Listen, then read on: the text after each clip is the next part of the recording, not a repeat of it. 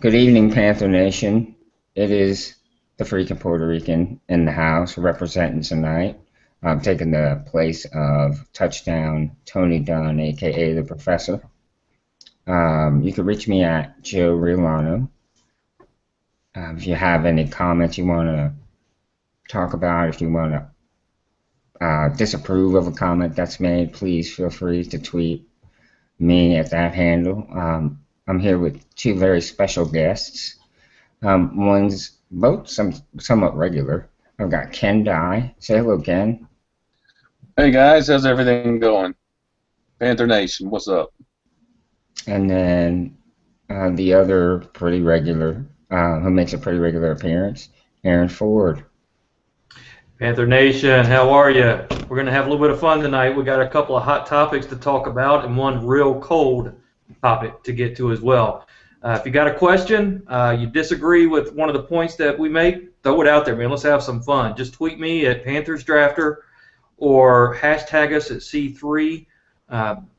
We'll try to read every tweet on air if we can, and let's just have some fun. We got a lot to cover, so kick it back over to you, freaking Puerto Rican. Yeah, we do have plenty to cover. Panthers coming off a bye week, much needed. I think gave the team a chance to get healthy. But before we start, I definitely want to plug two things. Our new site. Our new site is hot, folks. It's really something to behold. If you haven't been there yet, go check it out. It was a lot of hard work on the professor's part, and he did a bang-up job. Another thing is the Southbound and Down podcast. That is the premier NFC South podcast. You're not going to find a better one out there. Back to the site, I'd like you to be participants in what we call the open mic. I want you to grab the mic and give us your thoughts. Every day we try to put up a new topic, something to get people's opinions on, because we are fans of football, and we do this for you guys, the fans, and we think your opinion matters. So please participate in the open mic. We usually tweet it out at some point during the day. Give us your thoughts. It doesn't have to be some long dissertation. Just tell us a couple of thoughts, a couple of comments. We really appreciate it. Any that we get that we really agree with, we'll definitely tweet it out there and let people know. But let's get back to the show. I think bye week 12, it seems so late in the year for a bye week, doesn't it? Mm-hmm. Yeah, it's the last one. Yeah, the very last one. I think that's been a big part of our problem. You think about it, 12 straight week or 11 straight weeks of games plus 4 in the preseason, 15 straight weeks without a break. Some tired legs, man. Yeah, tired legs, banged, that's when the little injuries start piling up. People can't get a break to just let their body recover and do, I say nothing but rest. Yeah. That is really what it takes. So, yeah, I mean, they need to kind of do nothing for a couple of days. You would think, just right. Let the wounds heal. Right. That's exactly right. So hopefully some of our guys will get healthier and be able to come back and contribute, even if not on a full-time or, starting basis, at least come in and give players some relief, because frankly, we're not very deep at a lot of different positions. I want to mention something I read today. Maybe you guys caught wind of it as well. They're looking at Amini Silatulo, the guard, at playing right tackle. Well, he was a college left tackle at Midwestern State. Right, he did play tackle in college at the left tackle position. He said the last time he played right tackle was probably in high school. And from what I read, he was saying the switching from left to the right side was harder than learning the new position. He is a very aggressive blocker who likes to go for the kill shot. Mm-hmm. So that's why they moved him to guard because they thought it would be more suited for his nastiness, I guess you could say. So we definitely have to be careful with him on the right side. If he does play, because it's not just him, but he's been playing there along with some of the other guys. Thor. I'm looking forward. I'm looking forward to seeing how he does because he is pretty athletic. You know, I mean, he can get out. He can get out and pull. He can get out and move for a big man. I mean, he's 315 pounds and can run pretty well. So we'll see. Now, the one thing that concerns me is he is the 50th ranked pass blocking guard in the league. Jeez. So you move him over to tackle and expect him to pass block. What the good news is, Nate Chandler was the 76th. Yeah, I was going to say, look at who's replacing. Move it up. That's progress. That is progress. It's the George Jefferson, man. Wow, that's scary. Move it on up. But well, at least we know He's going to the east side. Anyway. He's got experience. You know what I mean? It's not like we're throwing somebody out there that's never done this before, like in Chandler's case. Right. So I think that's a positive. I'm interested in seeing if he does manage to start and how he'll do against the Vikings defense. They don't have a monster outside defensive end, do they? I know they did when Jared Allen was there, but he's down to Chicago now. Mm-hmm. No, they're not near as aggressive on defense as they were. You know, I think their money they put into the defensive backfield. Okay. Well, good. That may bode well for us this week then, but we'll get to Minnesota later. I don't think the bye week, we would have liked to have had it earlier just for that break, but this late in the season, in position with where we are, I think could turn out to be a good thing. Every team in our division lost. There's a newsreel for you. Every team in our division lost except us. Unbelievable to me, Atlanta is undefeated against the entire division, yet they're defeated versus the rest of the NFL. I think it's equally as surprising. I mean, who would have guessed that the mighty New Orleans Saints would lose 3 home games in a row? Never. I think on the Outbound and Down podcast a few weeks ago, Greg over at the New Orleans Saints was excited because, hey, we got 3 games at home in a row. He was. Man. Very excited about where they can. Bang, bang, bang. It's the wrong way, though. Yeah.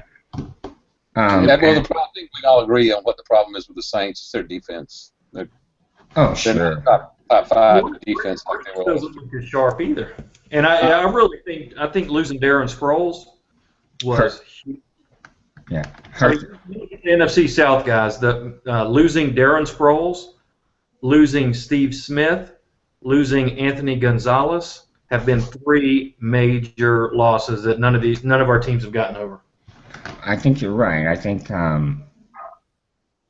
New Orleans, in addition to losing Sproles, has lost some of their defensive help, especially in the defensive backfield. And that they don't have any depth there either. So that's something else that's hurt them. Drew Brees' play has not been typical Drew Brees' play. You know? Like I said last night, it seems like every interception that he's thrown has either been a pick six or just been a horrible. Total misread. Yeah. You know?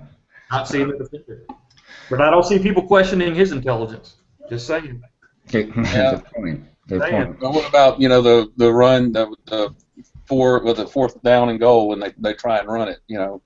I'm like, Yeah. Is that really 3 out of 4 runs is what we're called, and then when you call the pass on 3rd down, Drew Brees runs it, and I don't think that's what they had in mind. I want to mention, I know 2 of the 3 losses were against the AFC North. Cincinnati, and yesterday they lost to the Ravens Who was the third? Who was the third team that beat them? San Francisco? Well, not from the AFC North. No, but I mean, was that the third of the three in a row? Oh, the three in a row? Yeah. Oh, man. Yeah, I think, Yeah, it was 27-24. That was what started it, 27-24. Right. It was Niners, Bengals, Niners, Ravens. Bengals, Ravens, yeah. That's right after New Orleans beat the pants off of the Packers. You know, I mean, who knows? Nobody knows nothing. No, Yeah, you can't big tell. on Sunday, man. You can't tell. But that just my point was how strong the NFC North has been this year against the NFC South. I mean, the AFC North has been against the NFC South. They just whooped us up. But I guess everybody has. This division this year has been a joke. I think it's historically bad. Yeah. Yeah, I agree. It is historically bad. We have looked so bad against so many teams, and I know we're more talented than how we've played. Think about this, Joe. You know, I live out in Vegas, so I get the NFL Sunday ticket in order to watch the Panthers. I have had as many games taken off the air because they were uncompetitive by the Panthers as the number of wins that we have. Jeez. Three times the game's been taken off the air in the third quarter or fourth quarter. And you weren't able to finish watching? No. Man, that sucks. That's brutal. Why would you want to finish watching? Every time I tweeted it out, people in Charlotte are telling me I wish they would take it off the TV here. Really? And you can, read the sports columns for the autopsy the next day. This conversation brings me to 2 points. The first one I want to bring up was pointed out to me by the professor today. I saw it, but I don't think I caught it. The Steve Smith post-game interview he did with the ESPN Monday Night Crew, Ray Lewis, Steve Young. I think it's, what's his name? The quarterback that played for the Ravens the year they won the Super Bowl. Yeah, Dilfer and one other guy. But he referenced an ex-girlfriend. Talking about playing primetime games are good because you get to show your ex-girlfriend or something to that effect. Mm-hmm. Well, he's been married since 2000, so. Well, I think any bad thing's been 15 years. So. Where's his ex-girlfriend? He was making reference to his ex-girlfriend, the Carolina Panthers, and showing what he's still capable of and why they let him go. I'll be honest and say, when we let him go, I thought it was the right move. I look back now in hindsight, and I don't think it was the right move, not yet. It might have been a year or two early. You lose him, you bring in Avant, you bring in Cotchery. Those two together don't equal this 35-year-old Steve Smith. People say the receivers wouldn't have had a chance to grow. Who? But the thing is, with Smith there, everybody's got to consider his presence. With Avant or Cotchery, the other teams don't have to really consider their presence there. Mm-hmm. And so much so Avant's gone. Well, you've got Kelvin Benjamin, where teams are finally looking and saying, well, this is a guy who can make some plays that we got to kind of game plan for now for the offense.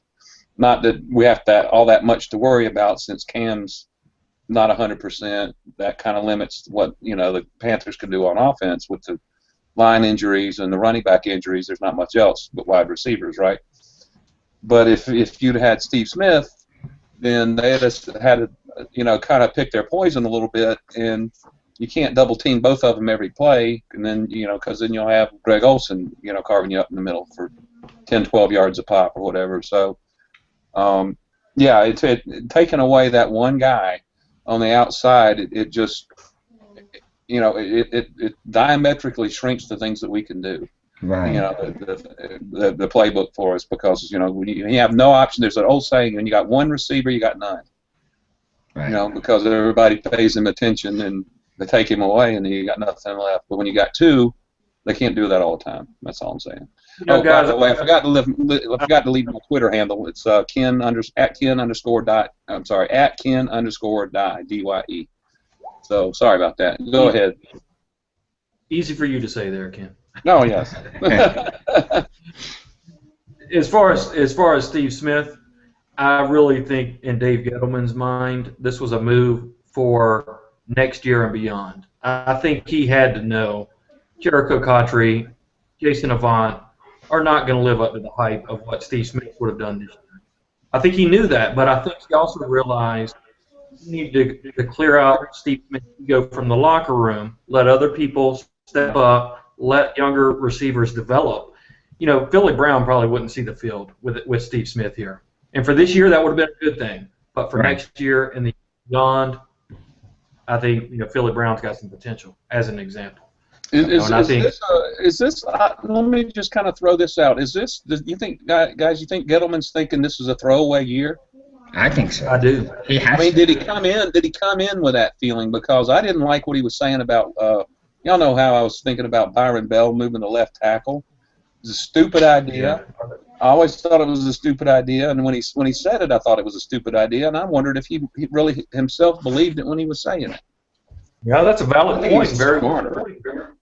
I think it's very much up in the air, but I believe that's probably the case at some level, for sure. I don't think he would classify it as a throwaway year, but he would classify it as a year where, okay, let's do okay and get reloaded, get our cap space cleared out, and let's have some good years down the road. I think that's nice. I don't think he had any choice but to make it a throwaway year. He did have to get rid of some people based on salaries, and he had to bring in some people on the cheap so that we can dump their salaries in a year or two. But man, I really wish he would have buttered up the Jordan Gross a little bit. How exactly. Nice my thought. Yeah. Because didn't he kind of drive Jordan Gross kind of into retirement by wanting him to take a restructure on his contract? Right. He restructured him last year, took a big pay cut, which I think a lot of older veterans do in his career. But I really think he could have done a lot more to entice Jordan Gross to stay, even beyond money. Mm-hmm. Mm-hmm. So I think Jordan Gross would have played one more year under the right circumstances, but I don't think Gettleman was willing to negotiate those circumstances. Right. My final point on this that I'd like to make is I think with a receiving core, your top three receivers being Steve Smith, Kelvin Benjamin, and Jericho Cottree, is a lot more effective of a pass game, and throw in Greg Olsen, is a lot more effective of a passing game than what we have right now. Without a doubt. Yeah. Yeah, it just kind of goes back to the point I was saying about, if you've got one good receiver, you got none. Mm-hmm. So they can take him away, they can't take away two. Tell you what, we're missing wide receiver is speed. Man. We need speed in the worst way. That's why Philly helped when he came back last week. He's not the greatest player in the world, but man, he is fast. So it helped a lot. The professor is tuned in, and he just sent out a tweet, and it said, "So is Shula's extensive playbook one napkin smaller without #Smitty's presence?" And listen to this, it's even better. Justin at J. Murqua went on to say, "I feel like it's just a small post-it note talking about Shula's playbook." It's like the old Sega Genesis, you got, 3 pass plays and 3 run plays, and you pick one. Right, it's like Tecmo Bowl. Yeah, Tecmo Bowl. Yeah, exactly right. So that's the last thing I'll say about that. The next point that I want to bring up is, Aaron, I know you have strong feelings about this, so I want to hear it. I read an article today on ProFootballTalk.com that said the winner of the NFC South is in actuality going to be the biggest loser because of the new rule. I think was put in 2007 or 2010. I say new, but because of a rule that was put in 2010, where a division winner can't pick higher than, I think it's 21st. Right. Despite their record. Yeah. So if they're 6-10 as a division winner, you're not going to pick any higher. 21st. Yeah, than 21st. Well, now what I see what the Dolphins fans had with the Suck for Luck campaign they had a few years ago. Right, and I'm normally not one for tanking, okay, because I don't like the atmosphere it creates in a locker room and in an organization. However, right now, if we were to draft, if the draft was held now, the Panthers would have it. How old are you? The You go for the sound of it. Panthers are going to have the 8th overall pick. Yep. That's a great draft pick. That is.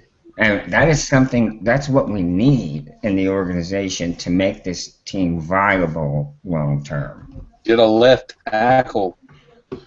Right. You know, I mean, that's what you need. I mean, I do have strong feelings about this. I had a Twitter argument going on, I think it was Sunday afternoon, with a few Panther fans out there that feel the same way as what you're saying. They're saying, guys, and I understand the argument, right? The argument is we're not very good this year. We're lacking talent all over the place.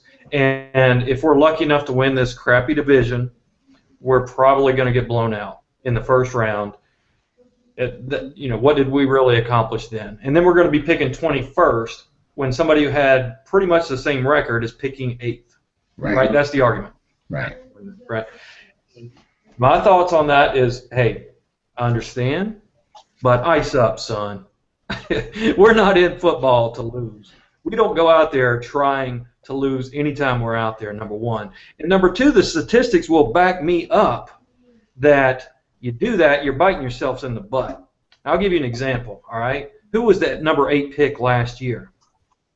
Justin Gilbert. Yeah. Fine cornerback playing for Cleveland. He's the 55th ranked cornerback in the league. Picked 8th. Picked 21st last year was the best name in sports. Clinton Dix. Who is ranked 54th best safety in the league. So if you tanked, you could have gotten a worse player. And by the way, one of the arguments from somebody out there was, well, yeah, Panther drafter, you're talking about defensive backs. We're talking about left tackles, right? Well, the number 2 pick last year was who? Greg Robinson. He is so good that he is ranked 1 spot higher than Nate Chandler. Get that through your mind. And then the 35th pick in the draft last year was Joel Bolatonio. Yeah, I remember him.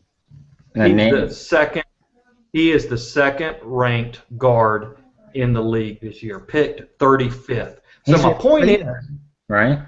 With Cleveland, that's right. Yeah. And we could have had him at 28. That would have been a very solid pick. And I know somebody like Clyde, who follows us on Twitter, was screaming for a pick like him, and he was probably right. The man isn't all pro. I mean, he's the second highest ranked guard in the league. So my point is, you start getting a mentality of wanting to lose to try to get better. You're not guaranteed to get better.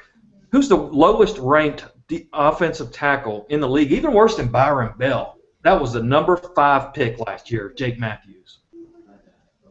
Yeah, he's been hurt. Yeah, he's a rookie, but excuses. End of the day. I hear that. You're going to make him mad. Well, the point is they're all rookies, though. They were just taken this past year. So. Right. That's exactly right. And then somebody like Sam Hurst, who I was screaming for the Panthers to take late in the round, is ranked somewhere around 63, 64, which is not great, but it's even better than Jake Matthews, better than Byron Bell, better than Nate Chandler, better than Robinson out in the number 2 overall pick. So you can't go down this road of sucking to get a better pick. It's just stupid and wrong. So, Well, Aaron, expecting rookies to be, better than about 50th, even first-round guys, on a consistent basis is asking a little much too, because there's such a big difference between college and the NFL. That's the big step. So, yeah, I mean, it's nice to see some guys come in and start in quick, and some take a little more time. And you talk about Justin Gilbert, and I'd seen him play. When I seen him play, he seemed to be doing pretty well, especially he's pretty good. He's a pretty 4 or good 5 game experience. Yeah, he's a pretty good player, no doubt about it. But they play, just as good. They just played Atlanta. I watched that game, and I can't say I was overly impressed, but at the same time, I thought he played well considering where he's at this stage. He's just starting his career. Yeah. So I thought he played well. But Aaron, I see your point, and I'll be very honest. By saying what you said, you've changed my mind. I was never saying I want the Panthers to go out and intentionally lose. I was just saying I want them to, put up a good game, but in the end, talent just doesn't carry them to the win.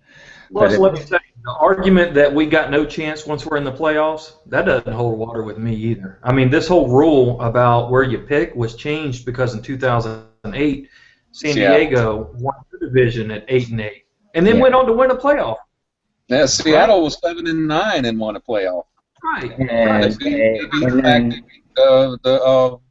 They beat Drew Brees, traveled up there and tanked. Lost. And then San Diego turned around and picked like 7th or 8th or something like that, or 10th. That's right. Right.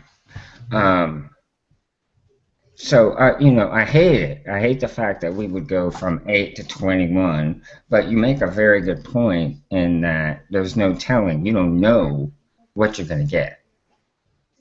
Yeah, there's points on both sides. I think it's one of those things where people have taken the Jamarcus Russell with the high pick. They have taken the Ryan Leaf with the high pick, and there's no guarantees. And other teams have gotten great players late in the draft. Even Tom Brady's the most famous example. So. Hey, I don't mean, but I got to read this tweet from the professor. Right. How about those Bucks being 2 games back from the division lead and only 1 game away from the number 1 overall pick? That'll make your mind hurt trying to think about that. And that is from the professor. He's in my neck of the woods here in South Carolina. He's staying up in Myrtle Beach at Myrtle Manor. I don't know if any of you are familiar with the show. Oh no. But he's enjoying himself there, I'm sure. But that's a good point. The Bucks could win the division still. At the same time, they would lose the number 1 pick if they did. How much does that suck? Go from 1st to 21st overall in a matter of 3 games. Exactly right. I mean, I could just see the locker room. We won the division, guys. Everybody's What's that? They're like, we won the division, guys, and then everybody's kind of sitting there like, yeah, right. The we gotta go to Green Bay, or wherever. We gotta go play at the, He's tweeted this said Panthers ain't making the playoffs. Don't worry. If they do, they're getting blown out. That's a loser's mentality, Professor. It really is, man. Tell that to the Giants who got hot. Right, won 6 in a row to get in the playoffs and won the Super Bowl. They were 9-7. That's right. When your team's mantra is keep pounding, to pull for your team to lose, man, you're just turning your back on everything you stand for. I really would feel better about this if the Kraken was to come back. Yeah. I would feel so much better about this because you can see how much his loss has affected our defense. It's been brutal. Our defense is built on having a pass rush. We don't have one. No, and it's killing us. Guys, I kind of had an epiphany a week or two ago about kind of what all's wrong. It's not just Greg Hardy. It's part Greg Hardy, yeah, but it's also a lot of, our secondary last year was better than we thought it was going to be because of the play of people like Mike Mitchell. And then we bring in Dakoud and Harper, and this year it's really even worse than we had feared. And the thing there is it's not all front seven and then forget the back four. Some people have that idea, but no, because the thing is, if you can't cover for 5 seconds and expect to cover people for that long. The pass rush has to get there. But the thing is, when the pass rush isn't there, that allows the enemy quarterback to come off that first read and have time to look for that second and third read and complete it to those guys. So we could have his primary receiver covered, but with no pass rush generated, then he's got time to look for his second and his third reads, check down to them, and still get the first down and move the ball on us. That's why we're giving up so many points, guys. It's not just being out of position on a run, or being out of position or having two guys out of position. It's a lot of these things kind of coming together, I think, with the secondary not being like it was last year and the pass rush being lower, I think is a storm for suckiness in a way. Well, I mean, Harper is 130 years old too. Mm-hmm. He I don't. We are missing Mitchell, man. Yeah, he when they said Roman Harper, he was a Roman centurion actually. He's still alive. But Aaron, like I said, I think you convinced me to not root for us to lose out. All right. Well, then my job has been done. Yeah, we'll try to win. We'll still lose though, so it's all good in the end. Right. Exactly. We'll try to win. I think that's really. I think we've touched on that enough right now. So we will move on. But first, I want to mention our website again, CarolinaCatChronicles.com. This is the C3 podcast. Go to the site, check it out. We've got some really good stuff going on. And I want to pitch to you again that open mic. It's a great opportunity to have your opinion heard on something. It's a great opportunity to put in your 2 cents. A lot of times, you don't get the opportunity, but we're giving you that as a Carolina Panthers fan. It's your opportunity to tell Panther Nation how you feel about this or how you feel about that. Hey, just how bad we suck. Let me say, Joe, that what's impressed me most about this new website is it's just clean, easy, fast. It loads fast. It works great on your mobile phone. What Cat Chronicles is at the end of the day is we are trying to be the voice of Panther Nation. We're from a fan's perspective. That's what we are. So everything is going mobile. Take us with you. Check out the podcast. Check out the links. Check out the open mics from your phone. Leave a comment. Tweet it out. We want to hear from you. For sure. Also, tomorrow, make sure to catch Southbound and Down, the premier NFC South podcast. We have a very good panel of professional, I use that term loosely. We have a very good panel of professional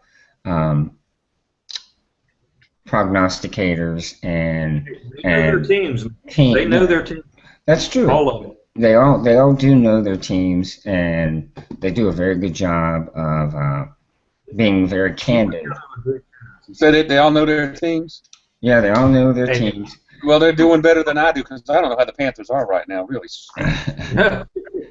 But I take my hat off to Joe. You put together a very good cast for that Southbound and Down. I encourage everybody to check it out. It's a great podcast. It's a fun show, too. Yeah, we give each other a lot of ribbing and a lot of flack. But we finally found a Buccaneer fan to join us. How about that? Finally, after like 6 weeks, we finally got somebody to come on. and they're all very honest. They'll tell you if they sucked or if they didn't suck.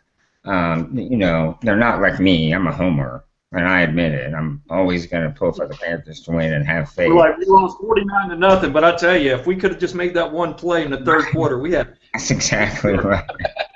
Exactly right. I'll admit it. The other guys, they tell it like it is. I'll try to sugarcoat it. But the next thing I want to talk about, guys, is the let's see. Let's talk about Minnesota, man. Minnesota, that's right. First thing up, I'm sure you've all heard about it. It's old news, but this is the first chance we've gotten to talk about it on the podcast. The Josh Norman, Captain Munnerlyn. Would you call it a spat? They're acting like a little cat fight. Let's call it a cat How can you have a spat between a bunch of backups? Well, I think backup now. Josh is playing pretty well this year. Yeah, he is. He's the best that we have on the defensive backfield. Well, my point is made. Your point is made, but he's still playing some good football right now. I'm thinking. What do you think about that, Joe? What do you think about Norman coming out and talking about that to the press? It surprised me really, because Munnerlyn's not here anymore. It wasn't. It's over and done with. It was a season, 2 seasons ago, whatever the case may have been. But obviously it made him mad for him. He's a normal dude. For him to take that and take the opportunity and call out Munnerlyn and say, "Oh, he didn't help." He said, "I asked him questions. He wouldn't answer me. He made me do all these rookie things." And I could be wrong on the person, but I think it was our Twitter follower Madison, who earlier this week said that Captain Munnerlyn had that reputation at the University of South Carolina. South Carolina, yeah, that's right. Yeah, that he was in it for himself. That he wasn't going to help the next guy in line with anything, right? So there's some validity to what Josh was saying, and it probably got under his skin, and this was his opportunity to let it out, right? But yeah. I actually interviewed Captain Munnerlyn a couple of years ago, and he seemed to be one of the nicest guys you wanted to talk to, which, that could be his public face, and then privately he's, more reserved. Well, since he's not with the Panthers anymore, I'm going to assume that he's wrong, and we'll go with Josh Norman. Yeah, I'm good with that. Yeah, I think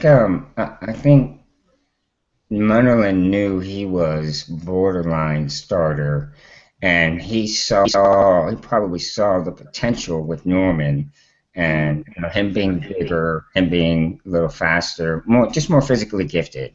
Yep. Favre and Rodgers. He probably thought, I'm not going to help this kid get better because he'll take my spot. Yep. Like I said, Favre and Rodgers, just on a lot more minute scale. Right. You're right. I think everybody's familiar with that dynamic. So. Yeah, very similar situation. Little man syndrome. I read in the article, I guess it was Joe Person who put it up.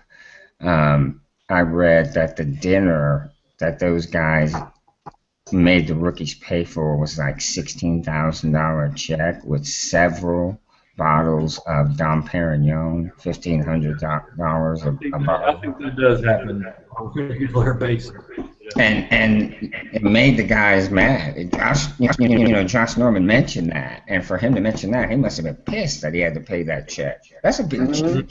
But it used to not be that much when you had rookies come in making $60 million contracts like Sam Bradford or somebody, but that all changed. Right. That all changed now. Right? I mean, it's not like he's making money. He's making a couple hundred. It actually hits your check when they do that now. That's what I'm saying. Mm-hmm. No doubt. No doubt. I don't. I know that would piss me off. Was he like a third or a fifth round pick? Wasn't he? I think he was a 6th or 7th. Yeah, he was later in the draft. Yeah, he's not making much. So yeah, that would have really pissed me off. You know, I would not have been happy about that. All right. So when we have the C3 Christmas dinner party, take note, Kim. You do not stick. I'm sorry, what you say? I said when we have the C3 Christmas dinner party, do not stick Joe with the check. He gets pissed. Well, I wouldn't be mad as long as you're not ordering bottles of Dom Perignon. You know, and well, that, and make sure we're not at Morton's Steakhouse. Yeah. Or, Right, then. let's give me a big sirloin at the, at the Texas Steakhouse or something. Well, I was thinking the sirloin at Golden Corral would be okay. No. I like the Longhorn. I like the Longhorn Texas Steakhouse. They're really good. But anyway, back to it. Hey, we got a cold topic to talk about, right? We've been talking about all these hot topics. Yeah. Yes, we do. Cold topic for you. Has anybody seen the forecast? Man, Woo! It's going to be a high of 16 degrees and a low of 7 degrees. And I'm sure most people know this, but just remember that the Vikings are not playing in the Metrodome anymore. They're playing outside. I think it's at the field that they share with the University of Minnesota. Is that right? Yeah. Right, for 2 years, this year and next year. This year and next year. Yeah. While they build a new one. Before they go back indoors, so they will be exposed to the elements. Is this the coldest game we've played in ever, Joe? The second coldest game we've ever played in. The first one was against the Packers in, I think, '97. It was 6 degrees, I believe, is what I read. The frozen tundra of Lambeau. I've got a quick story for you, man. It was I remember watching that game. That was in the playoffs, man. And I was watching the game with my son, and Steve Berline went back, faked a pass, and it was a quarterback draw. Went in, scored a touchdown. I believe to give us the lead. I got so excited, I jumped up, put my hand through the light fixtures in my house. Glass went everywhere. And my 6-year-old son was rolling around on a bed of glass, laughing his butt off at just watching what I did. It was a great memory. Oh, that's awesome. The memories. That is awesome. That's great. But yeah, that's going to be something that's going to be a factor. What do you think that'll do to our game plan? So you think we're going to run the ball more? Or? I think so. I expect to run the ball more. Yeah, if we're having a success. I think it depends on if the field's actually icy or not. Because if the field's actually icy, then nobody's going to be running it. It's all going to be passing. Yeah. Because if you get an icy field, you just can't get any purchase, and you can't move anybody. Everybody's just slipping and sliding and falling down, and so you can't open any holes, so they were like, well, might as well throw it. But if it's cold and you have grip on the surface, then, yeah, it's more running because you're catching bricks. Yeah, and I don't think I'm ready to go on my fantasy team. No, I would say not. My question is, if you had an opportunity to go to this game where everything was paid for, including your travel there and ticket and all that stuff, where would you go? Whew. If I had a heated luxury seat, yes. Yeah, man, I don't know. I don't know. That's cold, man. I think I would go, but the second half would probably be spent at the sports bar across the street. Right. I don't know. I think I hear eBay calling. Maybe I could get something for it, Yeah, I know. Next semester tuition, It'll get to like 38 degrees here in Charleston, and it's freezing. So I don't know about 16 degrees. Not sure about that. That's going to be something. Yeah, I'm interested in seeing how it plays out, because this is a must-win. We've got to suck it up. Again. We've got to win this game. Yeah, again, another must-win for us. All must-wins. So does the cold weather give the Vikings an advantage? Definitely. Yeah, because they're used to it now, playing in it.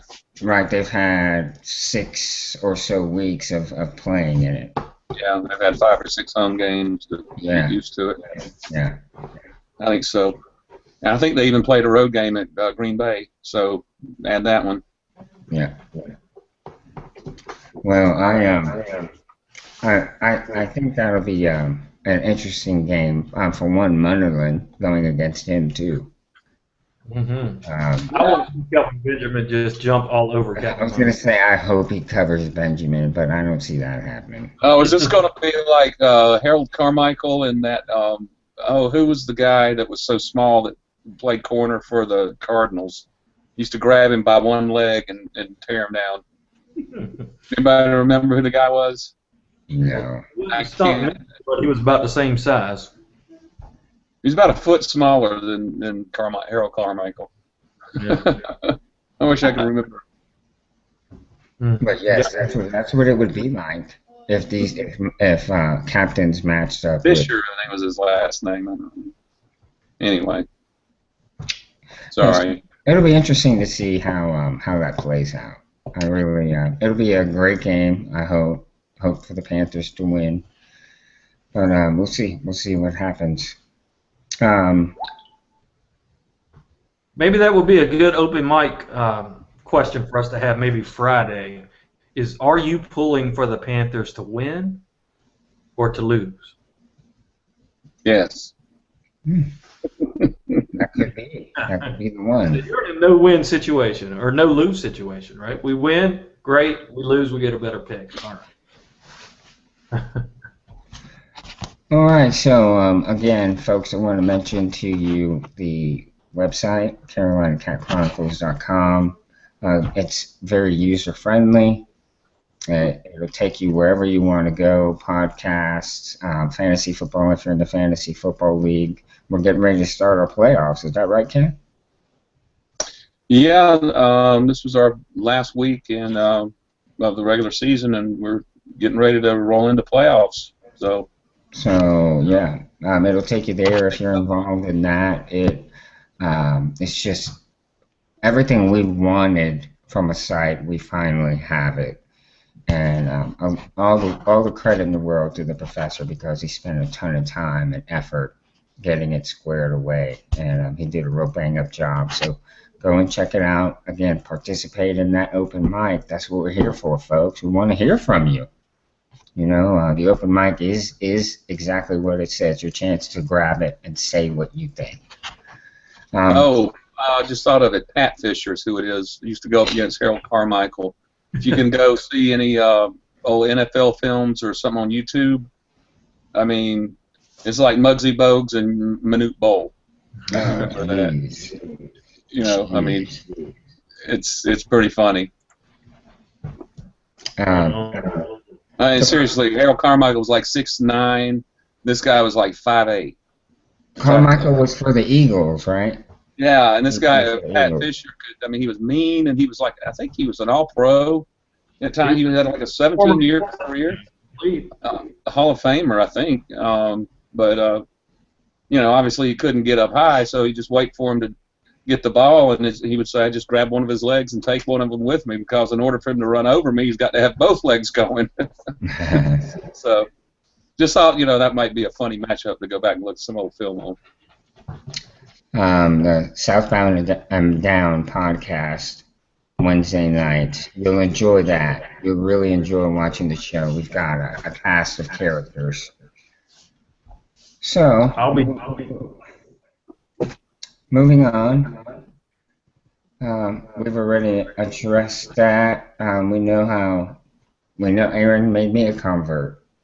I am now on board for the Panthers to give their all and try to win the division and go to the playoffs, because once you make the dance, you never know where you'll end up. That's right. I guess we're to the point to where we can start thinking of our ice up picks for this week. Who do you go first, Joe? Okay, I will go first. My ISA pick goes to a team in our very own division, a team that is in the division lead and had a real good chance to put some space between the rest of the division and them, but they failed to do so. Now, I don't know if it's the fault of the coach or the players not executing the plays that were called, but I know that quarterback for the Browns, Hoyer, threw 3 picks in that game, no touchdown passes. So they had their opportunity, and the Atlanta Falcons blew it again.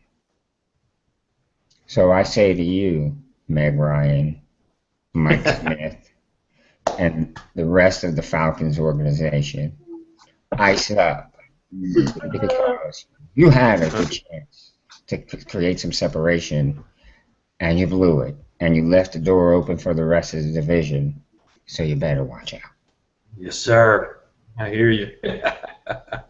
Actually, I can go next. It doesn't matter to you guys because Yeah, he go gave me ahead, an idea. Ken. Go ahead. Gave me an idea. Talking about the giving up the ghost and playing and just not being able. Hey, Ken, you're on mute there, bud. And I think he's frozen. He's getting ready for the Minnesota game over there. Oh, no, we lost him. Yeah, Maybe he can jump back in, but I'll do mine. How about that? Was that go cool? ahead. Yeah, go ahead. All right, I'll do that until Ken jumps back. But my thought was, I said earlier, you got all these fans out there. Oh, Ken, you back? Yeah, it looks like he's joining the combo again. He said earlier his internet was acting funny before we started. All right, well, I'll go ahead. Oh, there he is. There he is. Ken, pick back up, man. Ken, can you hear us? I can hear you. There we go. Okay. Got booted for a second. I don't know if it was my connection or what, but anyway, just the thoughts that you have about the Falcons. I can sit here and think about 3 other teams in the NFL that story reads the same for pretty much the whole season, and those other teams would be the New Orleans Saints, the Carolina Panthers, and the Tampa Bay Bucks. Now, the AFC North has all teams above 500. Mm-hmm. The NFC South does not, and that's putting it kindly. We could have a division winner, even with interdivision games still left to be played, mathematically win the division at 6-10. So, unless you completely want to be known as the worst division in NFL history, come on. There's 4 teams. One of you grow a pair and win some freaking games and ice up. Come on. Well said, Commish. I hear you. Very well said. All right. Well, hey, I guess I'll finish up the Ice Up Sun picks. On the one side, I could talk about the Panther fans that want to lose. I kind of alluded to that earlier, that, hey, if you're sitting there pulling for your team to lose, that's a loser's mentality. You never know once you get in the dance what could happen. Look at the Giants. Look at the Chargers. And you never know what pick you're going to get, right? But we've talked about that, so I'm going to move on. My next thought was Mike Smith with that game management, man. He actually did the flip side of what everybody lambasted Ron Rivera for. We ran the ball, burned timeouts, didn't try to go for it. Everybody wanted to fire him over it. Mike Smith went for it, passed it, didn't work out. Now everybody there wants to fire him. So I could call out them. I could call out the Atlanta Falcons fans. But really, I'm going to give it back to the original king of Ice Up Sun picks. Steve Smith actually just torched the New Orleans Saints. Keenan Lewis, the entire New Orleans Saints backfield. Steve Smith called his 100th reception or his 100th touchdown against them. Or I'm sorry, 100th reception against them. Actually just lit them up, ran by them like school children, as he called us back in week 4, right? But Keenan Lewis, the defensive backfield for the New Orleans Saints, you got beat by the master of the Ice Up Sun picks. So from Steve Smith and Panther Nation to all of the New Orleans Saints, Ice Up Sun. Very nice, Aaron. I like that. I like referencing Steve Smith and the Panthers together. That's awesome. That's a great job. And I believe Steve Smith has had his most success against any NFL team against the Saints. So that alone tells you something right there, that he really gets for that game. That he really does. That's it. Well, guys, does anyone have anything else they would like to add before we call it a show? Yeah, I would.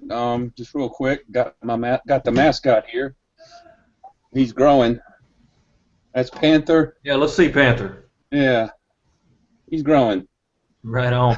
And right. he's Anybody that named he's about as scary as the Carolina Panthers are this year, as you can see. Well, that's all right. The only thing I'd like to leave everybody with, the only thing, Joe, I'd like to leave everybody with is, I'm also the Panthers analyst for DraftTech.com this Thursday. I want everybody to check that out. Go to DraftTech.com on Thursday and see the picks that we got. I think everybody's going to be pretty excited if this is the way the draft will go. And then you're actually going to see an extended write-up at CarolinaCatChronicles.com on the picks that will be coming out. So check us out. Look for us on Thursday. Come to us every day, man. Step up to the mic and be a part of Panthers Nation. Yeah, it is. It's getting to that time of year where, some teams are realizing that their shot at, a postseason is quickly dwindling. So they're starting to look ahead to next year. And usually the first place you start to look ahead to the next season is in the draft. So make sure you go to DraftTech.com and check out what Aaron's hope or thoughts are on where the Panthers will go in the draft. And then make sure to also come back to CarolinaCatChronicles.com for a little more in-depth information. We're going to be your Carolina Panthers draft source for this coming off season. We've got some really good things planned. 2015 is going to be a very big year for the Carolina Panthers. So make sure you keep checking us out, listening for updates. We're going to go ahead and say our goodbye, guys. Ken, I'll let you go ahead and start that. All right. Well, it was great to be here and talk to Panther Nation again. I wish I could do it a little more often. I'm the commish of the Fantasy Football League that we're running. You can find me on Twitter at Ken_Dye, D-Y-E. And hit me up if you got a comment you want to pass along or want to, take me to task on something I said. That's fine, too. Yeah. Go ahead, Aaron. All right. Well, hey, I go by many names around here. You got Aaron Ford. That's my God-given name. And then I'm also known as Mel Mayock because I kind of got the focus around here on the draft from a Panthers perspective. And then you can follow me on Twitter at Panthers Drafter for ongoing, nonstop conversation about everything Panthers, everything Hornets, everything draft. Just follow me on Twitter, be a part of the conversation, and let's have some fun. Yes, please be a part of the conversation. That's what we want. We want you fans to participate because we are doing this for you. Fans, speak up. I am the freaking Puerto Rican, also known as Joey Riolano. You can follow me on Twitter at Joe Riolano. Please feel free to comment anytime. We love doing what we do, and we love getting the feedback and the participation from the fans. It is Tuesday night. It is the C3 podcast. Every Tuesday night, we are bringing it live, 10 p.m. I know the holidays are coming up. It's going to be a little screwy with the next few episodes, but we're hoping to be able to bring you something Tuesday nights, 10 o'clock. Thank you guys for listening. And until next Tuesday, go Panthers. Keep pounding. Keep pounding. Pull for your Panthers, not against them. That's right. That's right.